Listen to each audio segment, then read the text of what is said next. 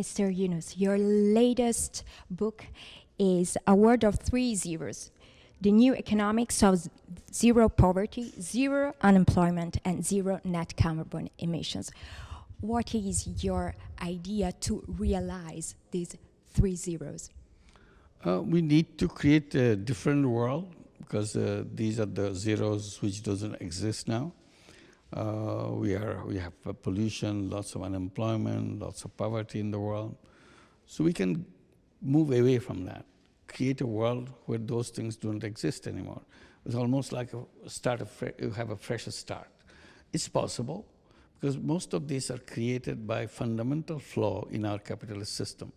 We are following the capitalist system and blindly, and that's a greed-based system because the whole capitalist system is driven by the idea that all human beings are driven by self-interest, selfishness. I said, real human being is much bigger than that, much better than that. We are not selfish.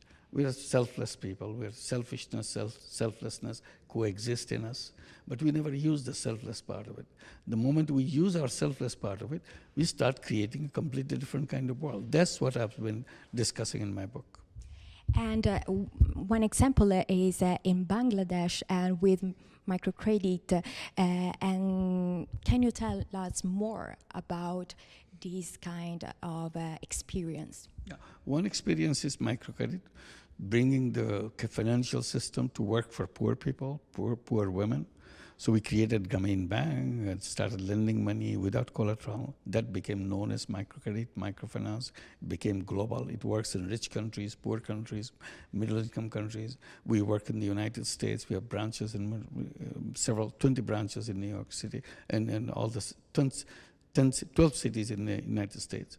So it works there too. So that's one thing, to create a new kind of financial system, which is a fundamental thing in the book that I'm talking about. And also create social business to solve people's problem. Today, only business we have in the world is to make money for myself. And that's what we do. We focused on making money. The capitalist system, what I was describing, puts glasses on us with dollar signs. So we see the world with dollar signs. We don't see anything else. I said, that's not what human beings do. Human beings can see the world, can see the people, want to share this world with everybody else. So instead of glasses with dollar sign, I'm saying we have now we can put on glasses with bifocal glasses, with the dollar sign and also the global sign. You have a globe with that thing so that you see the world. Once you do that, suddenly you become aware of everybody else and start doing business, creating business to solve those problems. We call them social business. We created many, many such businesses. Now it is spreading other countries. Germany has created social business. France is creating social business. Many other countries around the world is creating social businesses. Japan is doing that. So that's a new idea that we can create. We can solve all the problems of poverty, unemployment, and also pollution by creating social businesses. Once we start seeing our creative side of it and the selfless side of it. And what about your opinion about the financial markets and what they could again create?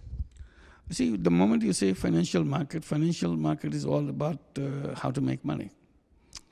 So that's where the dollar sign become big. That's the only thing. So my world is away from the financial market of that kind, where it is driven by dollar signs, how to maximize profit, how to become bigger and bigger.